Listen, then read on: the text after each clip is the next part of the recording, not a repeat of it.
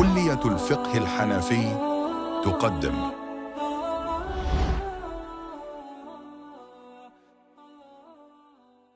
بسم الله الرحمن الرحيم. الحمد لله وحده والصلاة والسلام على من لا نبي بعده. أما بعد، سبحانك لا علم لنا إلا ما علمتنا إنك أنت العليم الحكيم. رب اشرح لي صدري ويسر لي أمري واحلل عقدة من لساني يفقهوا قولي. اللهم انفعنا بما علمتنا وعلمنا ما ينفعنا. After praising Allah subhanahu wa ta'ala, we send salutations upon our beloved Rasulullah sallallahu alayhi wa sallam, and we ask Allah subhanahu wa ta'ala to grant us the best of this life and hereafter, and also beneficial knowledge. Ameen ya Rabbal Alameen. So today we will be covering the topic of the prayer of fear, the Salatul Khawf. So we'll go through what this actually is. In fact, before that, we will be discussing the prayer for rain, the istisqa.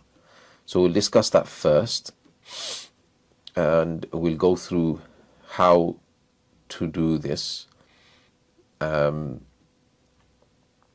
the du'as, we'll also go through the du'as here as well, that a person should recite. So we'll cover these rulings regarding this. Then we'll, like I said, we'll go through the Salatul Khawf, the method of this as detailed by Allah Ta'ala in the Quran, and certain rulings regarding that. We'll talk about that inshallah. We'll also start off the topic of the funeral prayer. So we'll start off mentioning regarding what to do when you are around a person who is on their deathbed. They haven't died yet, but they're passing away. What is our instruction? What's the instruction to us? That what should we do? We try our best to do these things. And we'll talk about this famous ruling of talqeen, when we are trying to encourage the person to recite the kalima. How should we do this in the accurate way? Then once the person passes away, then what to do? We'll talk about that, and we'll start off the method of actually bathing them, ghusl. We won't get to complete it, but we will talk about quite a bit of the actual ghusl, and I'll try to make it practical as possible, giving you tips along the way inshallah. Bismillah ar-Rahman ar-Rahim. Alhamdulillah wa salatu wa salamu ala Rasulillah. So now we move on to our topic for today. Page 117. The title is The Prayer for Rain, Istisqa. So during the time of drought, when there is no rainfall, water is scarce, it is recommended, mustahab, meaning for members of the community to leave the city for it, meaning for the prayer of rain, for prayer for rain, for 3 days, meaning they will leave the city for 3 days in a row. Okay, not that they will leave the city completely for 3 days and stay outside of the city, not that they will leave and they will pray and they will come back home and then they will leave again for the next day until it rains. For 3 days they will do this. On foot, they will leave the city on foot and in shabby clothes. Okay, the clothes are patchy, shabby, old clothes, because you want to show this destitute state to Allah Ta'ala. Moving on, in a state of humbleness and reverence for Allah Most High.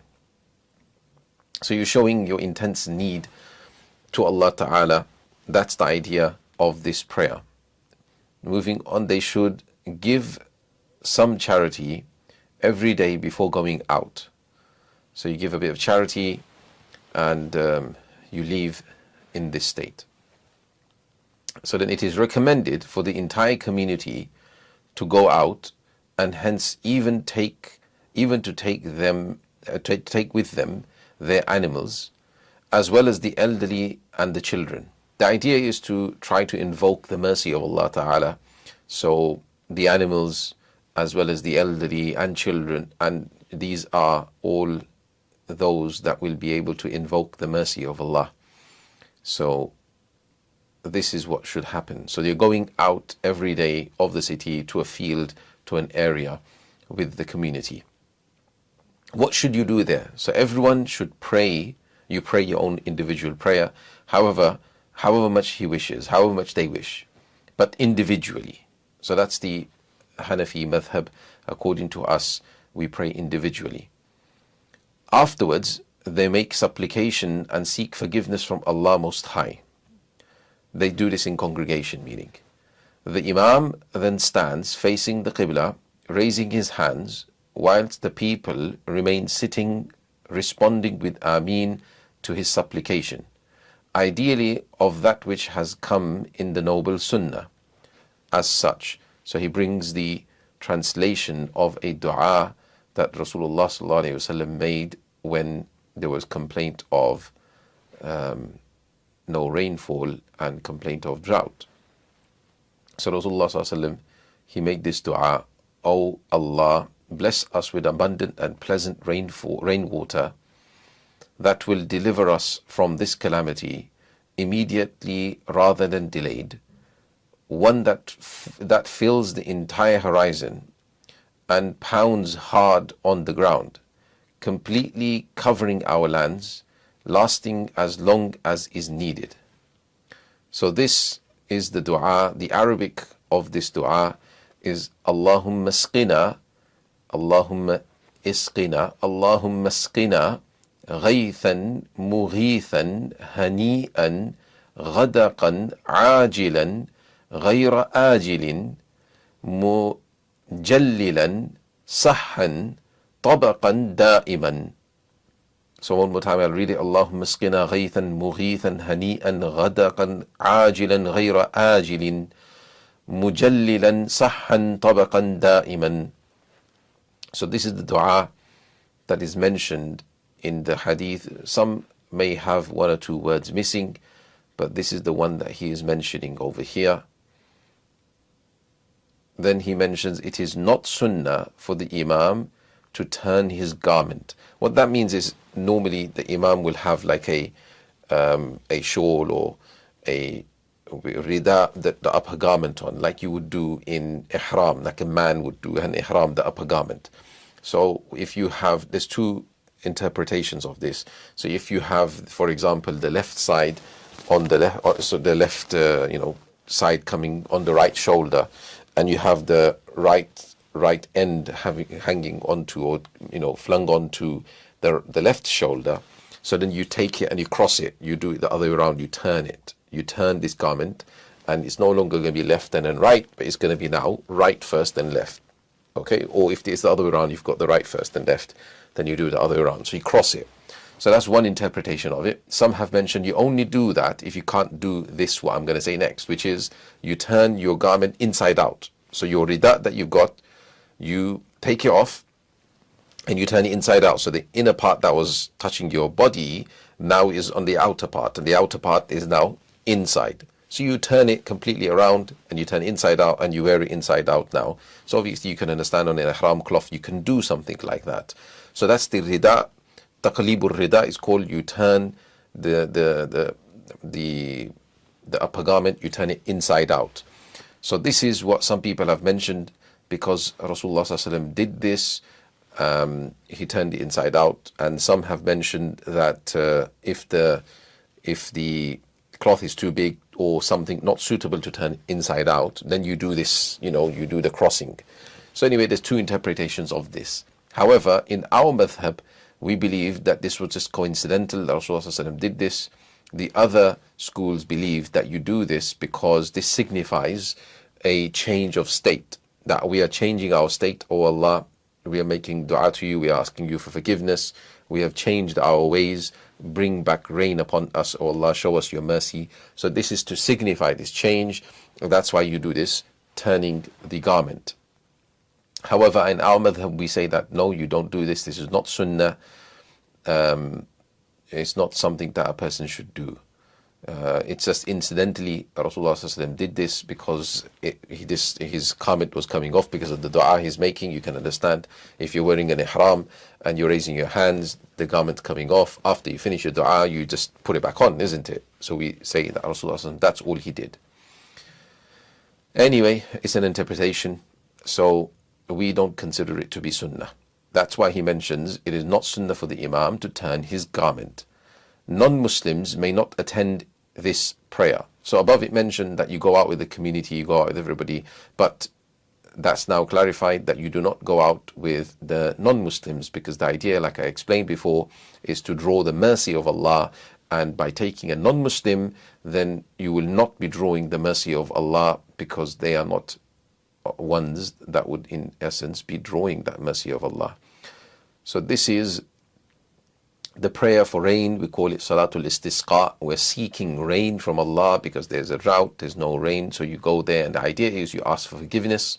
The whole idea is going there, everybody goes there and everybody asks for forgiveness.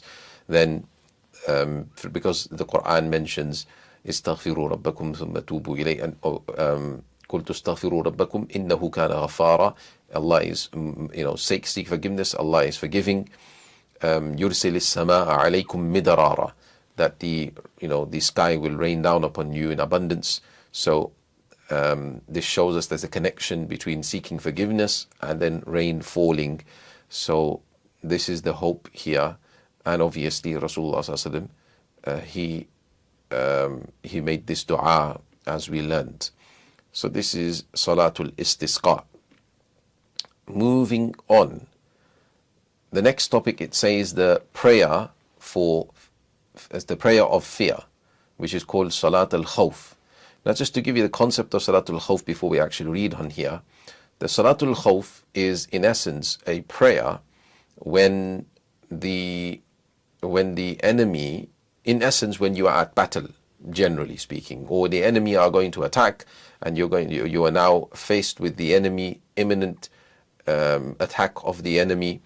So now how do you pray at this time?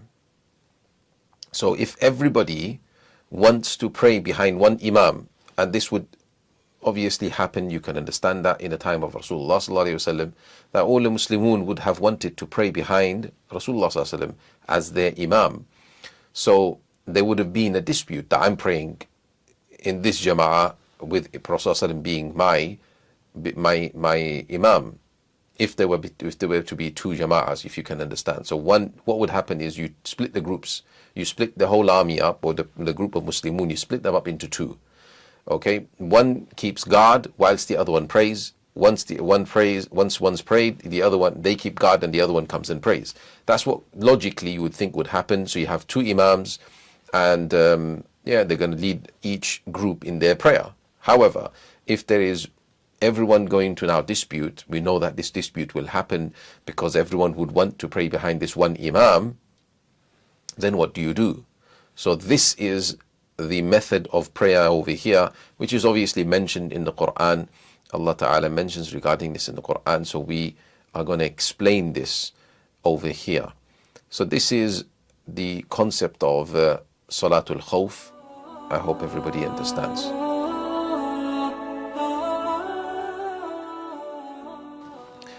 Moving on, so now, if there is intense fear due to an enemy attack, a group of Muslims should block off the enemy whilst another group performs half the prayer in congregation. So this is now telling us the method of prayer. So one group will now stand guard. The other group will pray half the prayer in congregation with the imam, i.e. one rakat of a 2 rakat prayer. If it's a Fajr prayer, then obviously a 2 rakat prayer. Or if they have now become travelers because they have now gone out of the city, they have gone so far away that they have become travelers, then the 4 rakat prayers will also become 2 rakats. So that's why it says 1 rakat of a 2 rakat prayer, or 2 rakats of a 3 or 4 rakat prayer. So if you pray half basically. So if it's a 3 rakat prayer, you're going to have to, the one group will have to pray, the first group will have to pray 2, and then the second group will pray 1 with the imam. And then the method will come. But at the moment, what they're doing, one group keeps guard, very simple, one group keeps guard, and the other group is now praying with the imam, and they're going to pray half, in essence, half the prayer. After finishing, meaning half the prayer, this group, excluding the imam will stay and carry on praying. This group that was there goes out to the enemy, meaning they're going to now swap positions. They're going to go to the enemy, whilst the second group comes forth and prays the remainder of the prayer with the imam. So now they'll swap. That group was keeping guard. They will come and they will start the prayer now as though they've missed those rakats that they've missed. If it's one rakat or if it's more than one rakat, they will start the prayer behind the imam, like a masbook, like a person catching the prayer. So this is what they will do. After which, meaning after the imam has now prayed his either 2 rakat, or he's prayed his prayer basically, after which he alone makes the closing salams. So the imam will finish his prayer as normal. He will have finished his prayer. Now what happens, obviously the first group are missing half the prayer, and this group have only prayed half the prayer. So what will now happen, this group that was behind the imam, so the second group then goes back to the enemy. They will go back and they will keep guard, while the first group returns to finish the prayer. They will return back into their places and they will finish the prayer. Now they will finish the prayer as a lahiq would do, meaning a person who started the prayer with the imam, which they do without any recitation, because this is what a lahiq does. This is a person who has actually joined the prayer with the imam from the beginning. So the remainder of the prayer, because they missed that one rakat or whatever it was, they will just stand there without recitation. They will stand for a short while. Okay, they don't have to stand for too long. They will stand for a short while as though the imam would have been reciting, because they don't need to recite because they were praying behind the imam. The imam's recitation is sufficient for them. So then they don't have to recite. So they would be standing for a short while. It doesn't have to be long at all. Stand for 3 subhanallahs. In fact, that much would be enough. And then they go into ruku and they will finish their prayer. Once they finish their prayer after making their salam, they go back to the enemy, meaning keep guard, whilst the second group comes back and finishes their prayer with recitation. Because remember, they have missed the prayer. They are masbook. So they missed the prayer. They joined the prayer later. So just as if you joined a prayer later after the imam's salam, you stand up and you pray and you actually recite. In the same way over here, this is what will happen. They will come back and they will actually recite. So the second group recites. It's a very simple mas'ala. So they pray half-half. Second group comes back, and they don't have to, in fact, even come back to this position. They can pray where they are as well if they wish to. So this is the Salatul Khawf method. Now you can understand it's a very complicated method. They're praying half, they're walking away, they're coming back, turning away from Qibla during this time and all of that. Though these things are fine in the Salatul Khawf, it's an exception that in Salatul Khawf you're allowed to do all of these things. So because these things are found in Salatul Khawf, that's why it's always best that you just make 2 groups and have 2 imams. And that is the best method, because then it's very easy. They will pray their full prayer, the other group keeps guard, then they swap, they come and they have an imam and they pray the full prayer, and that's it. It's all sorted. But this method happens when there is a fear that the people will dispute and they will all want to pray behind this one imam. So that's when we will do this split. So this is mentioned in the Quran, so we can't refute this, we can't deny this meaning the Salatul Khawf. There is a point to it. And obviously the Sahaba radiallahu anhum prayed like this behind Rasulullah sallallahu alaihi wasallam. Now, moving on, if the fear intensifies even more, whereby nobody can go pray, everyone needs to keep guard, or everyone needs to actually fight, everyone prays separately. Everyone will pray individually in the rows of where they're keeping guard. Everyone just prays whilst even riding, in fact. If they're riding on their conveyances, they can pray whilst riding with head movements towards any direction possible. Okay, even if you're facing away from the Qibla whilst you're keeping guard, or whilst you're actually going to, you just quickly, you pray with your head movements, and this is your as far down as you can go, that's going to be your sajda. And then obviously in between will be the ruku, like we explained previously. So this is how a person will pray if there is this intense state of fear. But prayer is not going to be missed at all. This in itself shows us how important prayer is. How important prayer is, that you do not miss it even in this state. Now, it is recommended to carry one's weapons whilst performing the prayer of fear. So you keep your weapons on you whilst you're performing the prayer. You don't put your weapons down or anything. You keep them on you, just in case you need to straight away start to use it. Just to give you a little background on this, the Sahaba radiallahu anhum were in a journey, in a battle, should I say, with Rasulullah sallallahu alaihi wasallam, and they all performed salat together. Now, after they performed salat together, some of the spies, the scouts, they went back and informed, they were in prayer, we missed our opportunity, we should have attacked them right now. So others said, oh, no worry about it, there's another prayer coming of theirs, which is, more beloved to them than their own lives and everything. Don't worry, they're going to pray that prayer, then we'll attack. So they were waiting. Meanwhile, Jibreel alayhi salatu wasalam comes and he informs Rasulullah sallallahu alaihi wasallam that they're plotting this, and Allah has mentioned that you pray in this manner, the manner that we've presented here. And when they did that, the enemy couldn't attack. So this is the background behind this, that it is something that is mentioned, like I said, and the Prophet ﷺ actually performed the Salatul Khawf. Then we go on to our next topic, the funeral prayer, Janaza and burial. So this is going to be a comprehensive chapter regarding the funeral prayer and also the burial, and it's going to go through certain rulings like the ghusl, the bathing that should be done and things like that. Okay, so starting off, it is sunnah to direct the person on his deathbed, meaning a person who is muhtadar. We call this person a person who is on his deathbed, not dead yet, is in the pangs of death. We call this muhtadar, meaning a person who is visited, or there is Malakul Maut, the angel of death, is present for this, in front of this person. So the person who is on his deathbed towards the Qibla. So you face him towards the Qibla. Now what this means, such that his face, that he faces it, mean he faces the Qibla whilst on his right side. So if the Qibla is in this direction, then you make the person face this way, so they're now facing towards the Qibla when they're laying down on their right. So it is permissible, however, there's another method too. So it is, however, to do so whilst he is laying on his back. So you make him lay this backwards, and he's facing towards the Qibla, with his feet directed towards the Qibla. So the feet are towards the Qibla, yet his head should be slightly raised with something. So you put a pillow or something on his neck, on his head, so then his head is not fully down facing upwards.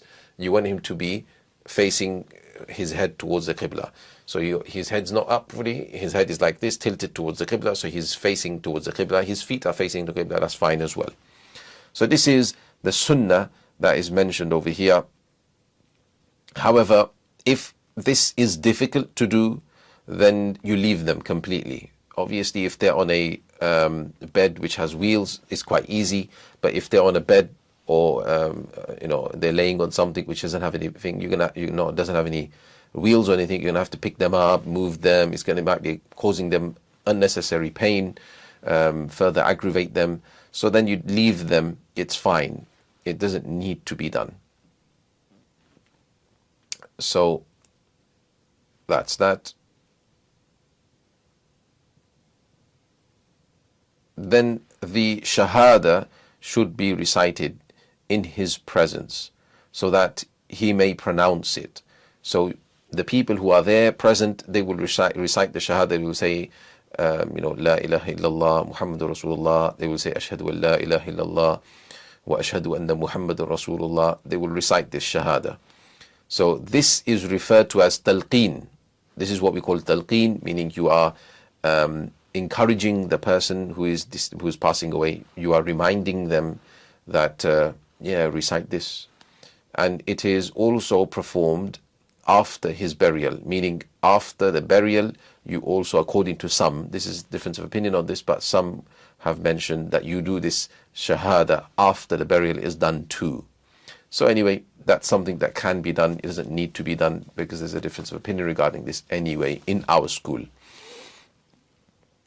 So this is the talqeen. Now in the talqeen, the person should not be instructed recite the kalima as though without the kalima they will die as a non-Muslim or something. No, I mean, as long as they were known to be a Muslim, even if they did not recite the kalima last, it's fine, it's no problem, they are still a Muslim, it's perfectly fine, you don't have to, but it's just ideal that the last words that they said were La ilaha illallah Muhammadur Rasulullah wa ashhadu an la ilaha illallah wa ashhadu anna Muhammadur Rasulullah. You know, these kind of wordings, this kind of thing you want them to pass away with. That's the idea of this talqeen. The person should not be instructed, because sometimes in that pain somebody says, get away from me, I'm not going to read it, or he says something, you know, they end up saying something which is very dangerous to their iman. So this is why a person should not be instructed to do it, but encouraged more by reminding them.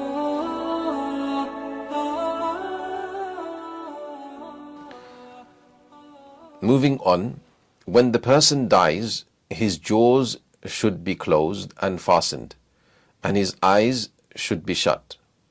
So when a person dies, what will generally happen is that their jaw will drop. The jaw will drop slightly and their mouth will become open. So then obviously if you leave that like that, it will all jam, it will become stiff because there will be no blood circulation, so it will all becomes quite solid, and then it doesn't matter if you try to close the mouth, it will just open again, because that's the position it's become formed in now. So what you want to do, the person who's there, they want to close the mouth. Okay, some people will even tie like a cloth from beneath the chin up to above the head, and they will tie it just to keep the jaw closed. And once the blood becomes and the body becomes cold, then even if you remove that, the jaw will stay. So that's the idea of closing the jaw. That's why it says the jaw should be closed and fastened. So you tie it. And his eyes should be shut. So you close the eyes, because the eyes will roll back, because it's mentioned in the hadith as well, when a person dies, the eyes follow the ruh, because the ruh is taken out, the legs, they get pulled out first. So the ruh is pulled out from the head side. So when the spirit is pulled out from the head side, the legs will lose the life first. So the legs will go numb. That's why if you're ever around a person who's passing away, you will see the legs have become numb. There's no sensation, there's no feeling in the legs. So the soul gets pulled out, and as the soul gets pulled out and it goes beyond the eye follows the ruh, as mentioned in a hadith. And then the head, lastly, it gets pulled out from the head. So what you want to do is the eye gets rolled back like this. So you want to close the lid, you want to close the eyelids. And again, the same concept here is so that the eyes stay shut. Generally, the eyes is fine. You don't need to tie or anything like that, obviously. But if you close the eye does stay closed as long as it's done at the right time. Now it says the one closing his eyes, closing the eyes of the deceased, should say this particular dua. So it's in the name of Allah, the translation of which you mentioned here, in the name of Allah and on the way of the Messenger of Allah sallallahu alaihi wasallam. O Allah, make his affair smooth for him, ease for him that which is to follow, make him felicitous, meaning happy, fortunate, by his meeting you, and make that which he has gone off to better than that which he has left. So this dua in Arabic is Bismillahi wa ala millati Rasulillah sallallahu alayhi wa sallam. That's the first part of the dua. So Bismillahi wa ala millati Rasulillah. Allahumma yassir alayhi amrahu wa sahhil alayhi ma ba'dahu wa as'idhu biliqa'ik وَاجْعَلْ مَا خَرَجَ إِلَيْهِ خَيْرًا مِمَّا خَرَجَ عَنْهُ. So one more time. بسم الله وعلى ملة رسول الله اللهم يسر عليه أمره وسهل عليه ما بعده وأسعده بلقائك واجعل ما خرج إليه خيرا مما خرج عنه. So this is the dua that it's mentioning over here to recite for the person closing the eyes. There are other du'as mentioned too, but this is the dua that is mentioned over here. Next, what to do next, yeah? So next, his nakedness, the awra, should be covered. So now we're moving on to giving a ghusl, bathing the actual deceased. So what you do is you cover their awra. What we generally do is we get a towel or something, a long enough towel, or a towel type material, thick enough material that you cover their awra with. You cover their awra, which is from navel to below the knee. So that area is covered with a cloth that is placed on top of the that awra. The rest of his clothes are then removed. Then you remove the rest of the clothes. You take off all the clothes. Now obviously the awra was meanwhile covered. So from underneath the cloth you pull out the clothes, you take off the clothes. And he is given wudu. So you do wudu of the person, except for the rinsing of the mouth and nose. So that's the two things you don't do. Don't rinse the mouth, obviously, because the water is going to go in, and the nose because the water is going to go in.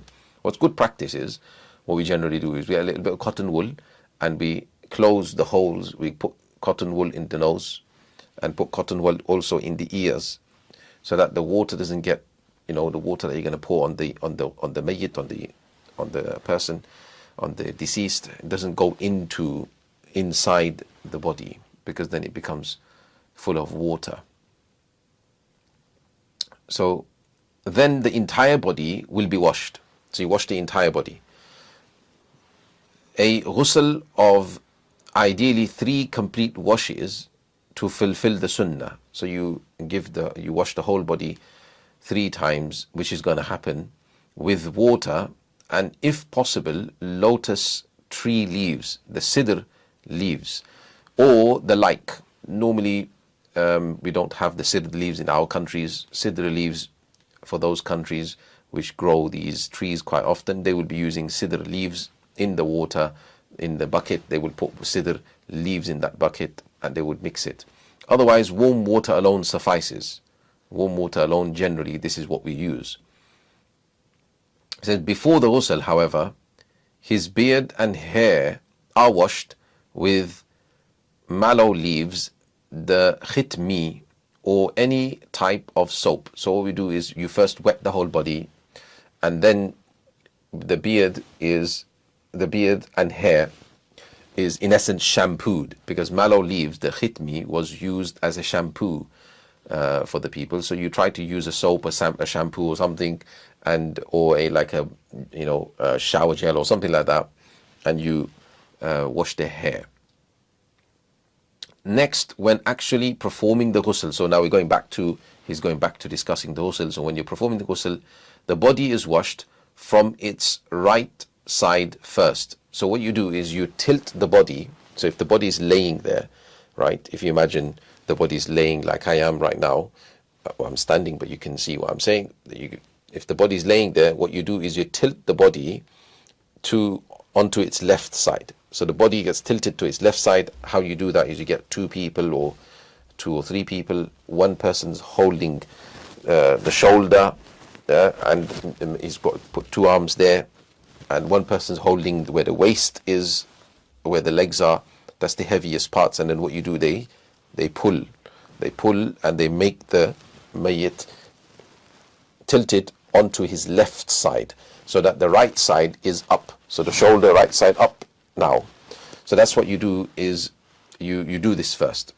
And when you do that, you wash all the right side, you wash it properly.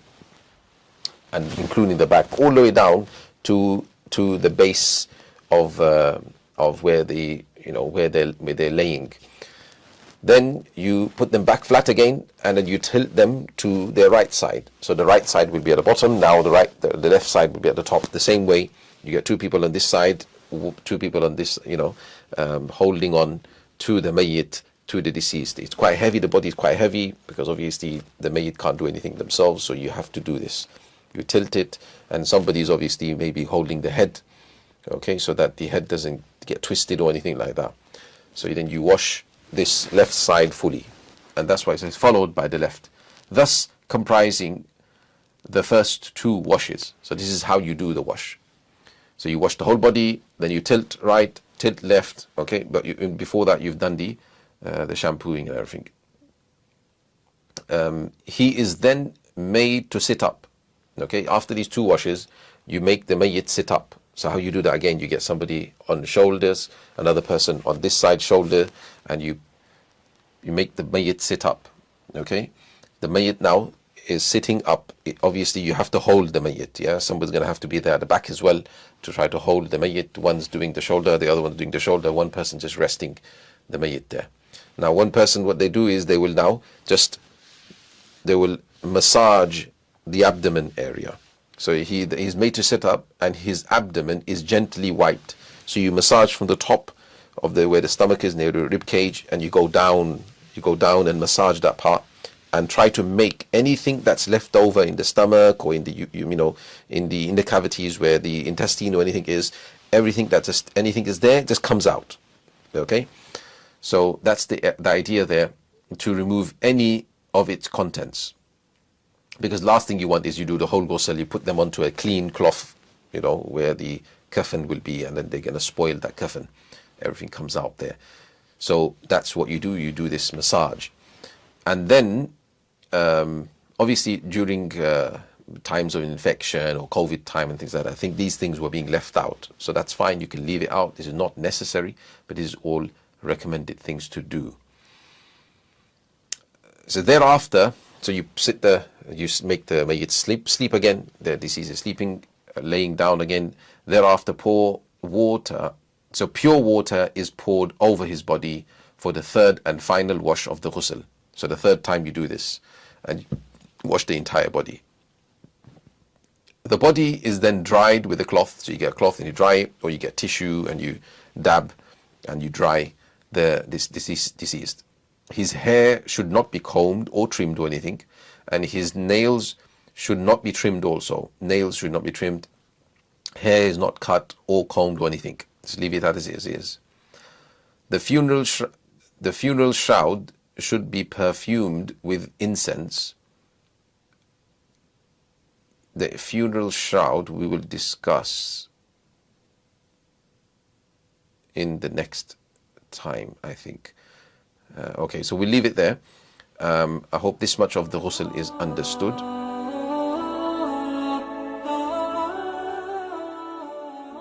Bismillah ar-Rahman ar-Rahim. So now to just summarize on what we've done today.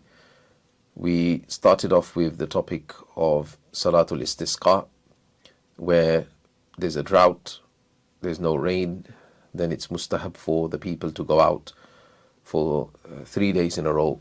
For 3 days, the people will go out, they will assemble in a field, and they'll go out in this shabby state of theirs, showing their humility to Allah subhanahu wa ta'ala, and taking everybody as much as, those people who would be drawing the mercy of Allah, the children, the older people, the animals, and in essence beseeching Allah, making dua to Allah, asking for forgiveness, and praying in essence to Allah subhanahu wa ta'ala for rainfall to come down.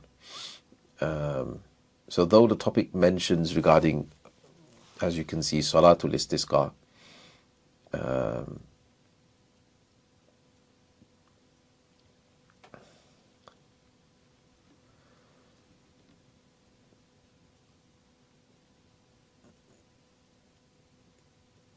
it does mention about all the things that a person should do.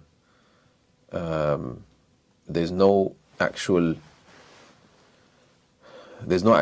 congregational prayer according to our madhab, according to Imam Sahib rahmatullahi alayhi anyway.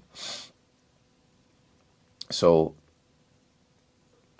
this is the actual Salatul Istisqa. Though it says Salat, is a little bit deceiving. That's the point, that the prayer for rain is not a prayer as a Salat, is more of a dua according to us. So hopefully that clarified.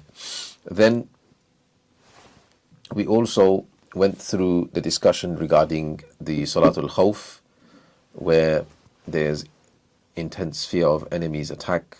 Then if everyone wants to pray under one Imam, then how would we split up the groups and how they would pray? But like we explained there, the more practical thing nowadays would probably be to do to have two separate Imams. But nobody can claim that this was only in the time of the Prophet ﷺ, because the Sahaba radiallahu anhum in their times also practiced upon this. So this was after Rasulullah ﷺ's demise, because it's a Quranic method. It's something mentioned in the Quran. There's nothing to abrogate it. So those who would claim this is obviously being claimed on logical terms, but we understand that our Sharia, if it is mentioning something, you need proof to be able to abrogate it. So that's that.